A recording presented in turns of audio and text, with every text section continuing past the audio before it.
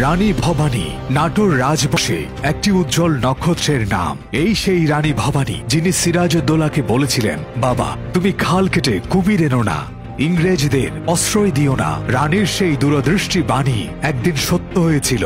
বাংলা হারায় স্বাধীনতা, 200 বছরের গোলামীর জিঞ্জিরের কথা সবারই জানা। রাজবাড়িতে ছোট তরফের পাশে ফাঁসির মঞ্চ, শোনাবো রাজবাড়ির অজানা গল্প, দেখাবো তার অদেখা ভুবন। মহারানী ভবানী ইংরেজ শাসনামলে বর্তমান বাংলাদেশের নাটোরের একজন জমিদার ছিলেন। প্রজারা তাকে মহারানী নামে আখ্যায়িত করত। আজ আমরা যাব সেই মহারানীর প্রাসাদ দেখতে। ঢাকা থেকে নাটোর যাওয়ার বেশ কিছু বাস সার্ভিস রয়েছে। বাসগুলো নিয়মিতভাবে ঢাকার কল্যাণপুর এবং গাবতলী বাস টার্মিনাল থেকে নাটোরের উদ্দেশ্যে যাত্রা করে। ট্রেনে করেও ঢাকা থেকে সহজেই নাটোর পৌঁছানো যায়। নাটোর স্টেশনেই ট্রেনের যাত্রা বিরতি দিয়ে গন্তব্যের পথে এগিয়ে যায় ট্রেনগুলো। দর্শনার্থীদের জন্য নাটোর রাজবাড়ি প্রতিদিন সকাল 9টা থেকে সন্ধ্যা 6টা পর্যন্ত খোলা থাকে। চলে এসেছি নাটোর রাজবাড়ি তথা রানী ভবানীর প্রাসাদের সম্মুখভাগে। তৎকালীন ভারতবর্ষের অন্যতম শক্তিধর রাজবাড়ির সামনে। নামফলকের অন্য পাশে লেখা আছে জীবনানন্দ দাশের বনলতা সেন কবিতার 2টি চরণ। আমি ক্লান্ত প্রাণ এক, চারিদিকে জীবনের সমুদ্র সপেন, আমারে দুদণ্ড শান্তি দিয়েছিল নাটোরের বনলতা সেন। বন্ধুরা, রেভেলার মোর্শেদ থেকে শুভেচ্ছা জানাচ্ছি। আমি গোলাম মোর্শেদ। আমার পেছনে যে রাজপ্রাসাদটি দেখতে পাচ্ছেন এটি নাটোর রাজবাড়ি, মতান্তরে রানী ভবানীর প্রাসাদ। 1706 সালে রামজীবনের হাত ধরে এই জমিদারি প্রতিষ্ঠা পায়। 1934 সালে তার মৃত্যু হলে তার দত্তক পুত্র রামকান্ত এই জমিদারি লাভ করে। 1748 সালে তারও মৃত্যু হলে তার স্ত্রী রানী ভবানী এই জমিদারির দায়িত্ব পায়। তখন নবাব আলী বর্দিকার সময়। চলুন জেনে আসি এই রাজবাড়ির আরও ইতিহাস। রানী ভবানীর রাজবাড়ি বড় তরফ এবং ছোট তরফ নামে 2টি অংশে বিভক্ত। 120 একর আয়তনের রানী ভবানীর রাজবাড়ি কমপ্লেক্সে ছোট বড় মোট 8টি ভবন রয়েছে। কিছুটা মতভেদ থাকলেও নিশ্চিতভাবে বলা যায় 1706 থেকে 1710 সালের মধ্যে নাটোরের রানী ভবানী রাজবাড়ি নির্মাণ করা হয়েছিল। তৎকালীন পুঠিয়ার রাজা দর্পনারায়ণের কাছ থেকে 180 বিঘা আয়তনের একটি বিল রাজা রামজীবন দান হিসেবে গ্রহণ করে এই রাজবাড়ি এবং অন্যান্য স্থাপনা গড়ে তোলেন। রয়েছে 2টি গভীর পুকুর এবং 5টি ছোট পুকুর। পুকুরগুলোর শান বাঁধানো ঘাট দেখে যে কেউ মুগ্ধ হতে বাধ্য। বড় তরফ অংশের মূল কমপ্লেক্সটি রানী ভবানীর রাজপ্রাসাদ হিসেবে ব্যবহৃত হতো।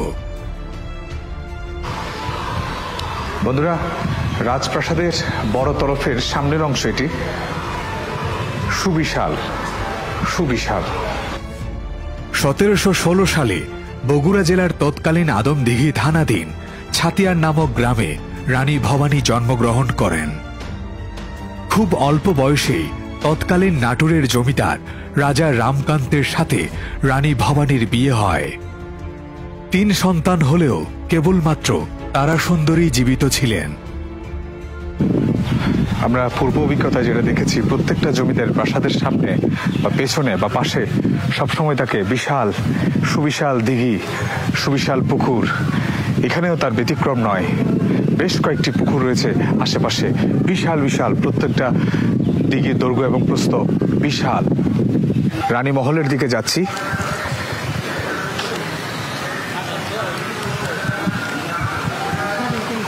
কি পুরনো প্রাচীন, এটাই রানীমহল। একসময় কত সৌর্য বীর্যে ছিল এই স্থান, এখন কেবল ভঙ্গুর কয়েকটি দেওয়াল। রানীর অন্দরমহল ছিল এটি। এই সময়ে দাঁড়িয়ে বিশ্বাস করতে কষ্ট হবে এখানেই বিচরণ করতেন রানী ভবানী। অন্দরমহলের মন্দিরগুলোর স্মৃতিচিহ্ন, কি সুন্দর টেরাকোটাগুলো, শত শত বছর ধরে এখনো অমলিন। 300 বছরের স্মৃতি বুকে নিয়ে ঠায় দাঁড়িয়ে আছে। সেই সময়কালের স্থাপনা যখন মুর্শিদাবাদে অবস্থান করছেন নবাব সিরাজউদ্দৌলা। দেবে গেছে অনেকটা, অথবা ভরাট হয়ে গেছে। রানী ভবানীর দুটি ছেলে সন্তানই মারা গেলে পরবর্তীতে তিনি রামকৃষ্ণকে দত্তক নেন। 1802 সালে রানী ভবানীর মৃত্যুর পর তার দত্তক পুত্র রামকৃষ্ণ রাজ্যভার গ্রহণ করেন। এখানে আরো কক্ষ ছিল এবং এই যে ছড়িয়ে ছিটিয়ে আছে সব ভাঙা ইটের কংক্রিট, এখানে আরো কক্ষ ছিল। এইসব ভবনের বিস্তার ছিল আর অনেক দূর পর্যন্ত। রানী মহলটি এখন আছে নামে মাত্র, শুধুমাত্র সাইনবোর্ড দেখে চেনা যায়। পুরো রাজবাড়ি ঘিরে আছে বিশাল বড় বড় গাছ, রয়েছে নানা জাতের ফুল গাছ। একটু এগিয়ে গেলেই বিশাল মাঠ, মাঠের বিশাল প্রান্তরে দাঁড়ালেই চোখে পড়বে রাজবাড়ির একতলা ভবনটি। রানী ভবনের পাশ ঘেঁষে অন্য পাশে যাওয়ার চেষ্টা করছি। যেদিকে তাকাই একটা প্রাচীনতর অস্তিত্ব খুঁজে পাওয়া যায়। ভবনগুলোর পাশেই রয়েছে বিশাল পরিখা বা পুকুর। অন্দরমহলের রাজসিক নারীরা এই পুকুরগুলো ব্যবহার করতেন দৈনন্দিন কাজে। কি ভীষণ বড় বিস্তার ছিল ওই বাড়ির, যত হাঁটছি শেষ হচ্ছে না। আনাচে কানাচে সব ছড়িয়ে ছিটিয়ে আছে সেই রাজবাড়ি, সেই জমিদার বাড়ির সব স্থাপনাগুলোর ভগ্নাবশেষ। রাজবাড়ি ঘিরে আছে 2 স্তরের বেড় চৌকি। এই বেড় চৌকি রাজবাড়িতে বহিঃশত্রুর হাত থেকে রক্ষা করত। এই রাজবাড়ির মোট আয়তন 120 একর। এই যে খালিস্তানে এই ইটের কংক্রিটগুলো প্রমাণ দিচ্ছে জমিদার বাড়ির বিস্তৃতি এখানেও ছিল। এখানেও ছিল আর অনেকগুলো কক্ষ। সেই কক্ষগুলো কালের আবর্তে ভেঙে গেছে, এখন পড়ে আছে কেবল ইটের কংক্রিটগুলো। এই যে দেখুন বন্ধুরা, সবগুলো ইট আর ইট, সবগুলো ইটের কংক্রিট। জমিদার বাড়ির স্থাপনাগুলোর ভগ্নাবশেষ এখানে স্তূপ হয়ে আছে। একসময় এই ইট দিয়ে তৈরি রাজপ্রাসাদই দেখতে কত নাভিরাম লাগত। এই রাজবাড়িতেই আছে বিশালকায় অতিথিশালা। নামে মাত্র, তবুও ভগ্নপ্রায় অতিথিশালা দেখে সেই সময়কার নাটোর রাজার অতিথি সেবার কিছু নমুনা পাওয়া যায়। মণি মাণিক্য আর সুন্দর ঝাড়বাতিতে একসময় যে কক্ষগুলো ঝলমল করত, আজ সেটা ময়লার ভাগার। ভগ্নাবশেষ দালানগুলোর স্তম্ভগুলো কোনোভাবে শীর্ণকায় হয়ে দাঁড়িয়ে আছে। মনস্চক্ষু দিয়ে দেখলে বোঝা যায় 300 বছরের পুরনো চরিত্ররা আজও ভর করে আছে এই রাজবাড়িতে। এই ভগ্ন পরিবেশ ফিসফিসিয়ে জানান দিচ্ছে তাদের অস্তিত্ব। এই আধুনিক চারপাশে এক টুকরো অতীত দাঁড়িয়ে থাকতে দেখলে কার না ভালো লাগে অতীতের ডানায় ভর করতে। বন্ধুরা, এই যে কক্ষগুলো, এই যে খালিস্তান, যেটা এই শূন্যস্থানটা ছিল একসময় কক্ষ। এই যে দেখুন এই খাপগুলোতে ছিল আলো রাখার ব্যবস্থা।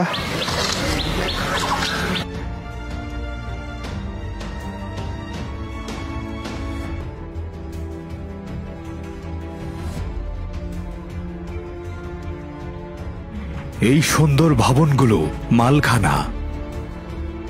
পাশাপাশি দুটি বড় তরফ এবং ছোট তরফের। বড় তরফ এবং ছোট তরফ একটু ব্যাখ্যা করা যাক। রানী ভবানীর মৃত্যুর পর তার দত্তক পুত্র রামকৃষ্ণ রাজ্যভার গ্রহণ করেন।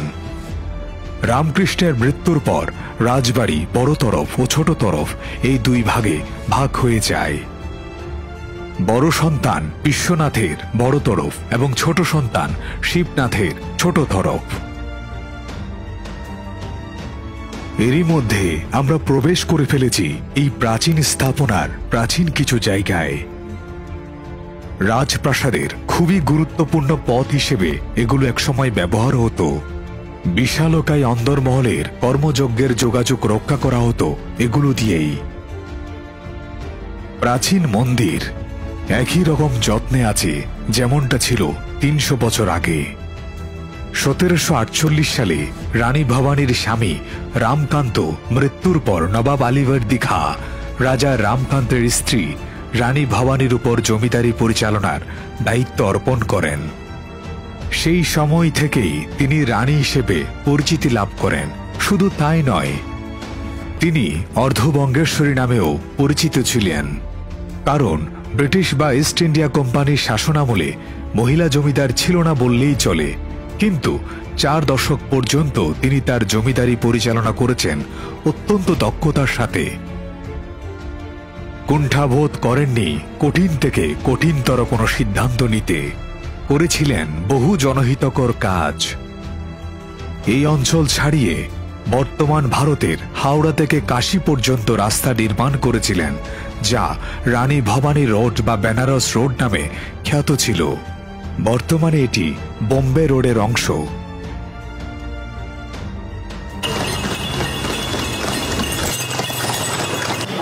শ্যামাসুন্দর মন্দির। উত্তরবঙ্গের রেল যোগাযোগ ব্যবস্থাপনায়ও তাঁর ভূমিকা ছিল লক্ষণীয়। দান, ধ্যান, শিক্ষা, পানীয় জলের ব্যবস্থা, যোগাযোগ ব্যবস্থার উন্নয়ন, চিকিৎসা এবং ধর্মীয় কাজের স্বীকৃতিস্বরূপ তাঁর প্রজারা তাকে ভালোবেসে মহারানী নামে আখ্যায়িত করেছিলেন। রানী ভবানীর অধীনে বাংলায় ভূসম্পত্তির পরিমাণ ছিল মোট ১৩,০০০ বর্গ মাইলেরও বেশি। জমিদারিতে পরগনা ছিল ১৬৪টি। রাজস্বের পরিমাণ ছিল তৎসময়ের টাকায় ১৮.৫ কোটি টাকারও বেশি। ভাবা যায়। একজন ইংরেজ কর্মকর্তা হলওয়েলের বিবরণী থেকে জানা যায়, রানী ভবানীর রাজ্য এত বিশাল ছিল যে ঘোড়ার গাড়িতে করে প্রায় ৩৫ দিন লাগত তার সমস্ত রাজ্য ঘুরতে। রানী ভবানী এতটা ঐশ্বর্যশালিনী ছিলেন। রানী ভবানীর সময়ই ইতিহাসের সেই ভয়ঙ্কর ৭৬ মন্বন্তর ঘটে। এতে বহু লোকের মৃত্যু ঘটে। ইতিহাসের সেই ভয়ঙ্কর ক্রান্তিলগ্নে নাটোরের রানী ভবানী নিজের রাজকোষ শূন্য করে লাখ লাখ প্রজার অন্নকষ্ট নিবারণের জন্য মুক্ত হস্তে দান করেছিলেন। ৭৬ মন্বন্তর বা দুর্ভিক্ষ এমন ভয়াবহ ছিল যে বাংলার প্রায় ১/৩ লোক মৃত্যুবরণ করেন। তিনি প্রজাদের জীবন বাঁচানোর নিমিত্তে রাজ্যের ভাণ্ডার খুলে দেন। এতে করে নিদারুণ খাদ্য কষ্ট থেকে প্রজারা রক্ষা পেয়েছিল। ছোট তরফের এই রাজপ্রাসাদের সাথে লাগোয়া আছে একটি ঐতিহাসিক স্থাপনা, ফাঁসির মঞ্চ। আমরা এখন সেই ফাঁসির মঞ্চের দিকে যাব। প্রায় ২৪১ বছর রাজ্য পরিচালিত হয়েছে এই স্থান থেকে। শাসন ব্যবস্থার বাঁকে বাঁকে নিতে হয়েছে অনেক পদক্ষেপ। তারই একটি নমুনা এই ফাঁসি মঞ্চ।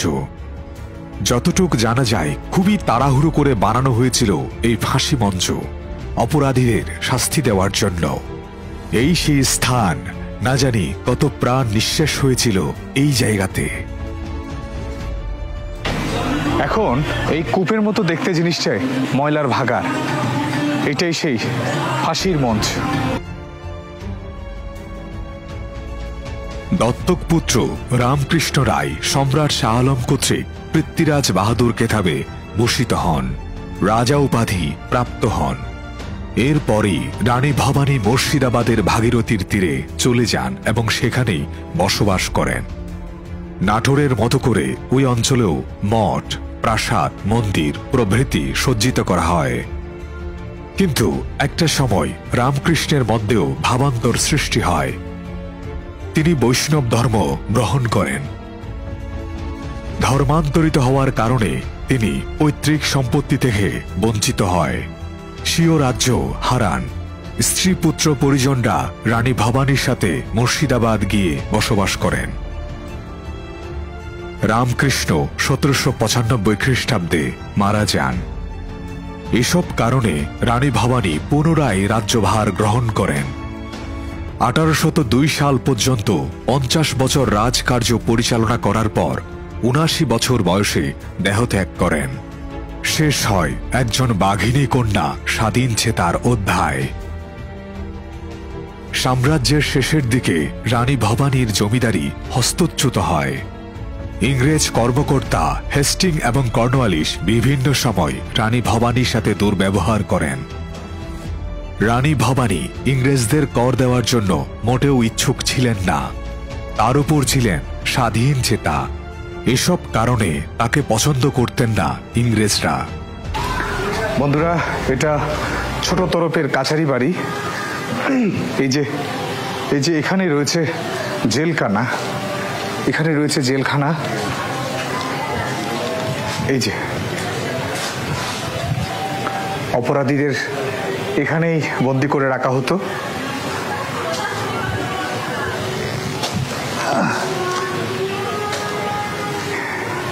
এটাই সেই জেলখানার প্রকোষ্ঠ।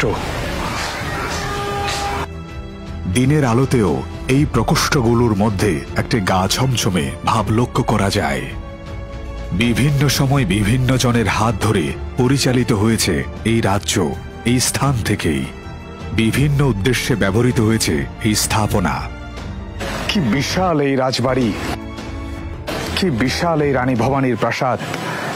এখানে কি নেই, সবকিছু রয়েছে। জেলখানা থেকে ফাঁসির মঞ্চ, ছোট তরফের রাজপ্রাসাদ, বড় তরফের রাজপ্রাসাদ, মালখানা, মন্দির, এত এত কিছু এখানে।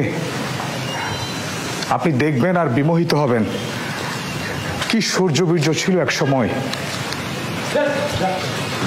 এই যে এখানেও একটি জেলখানা,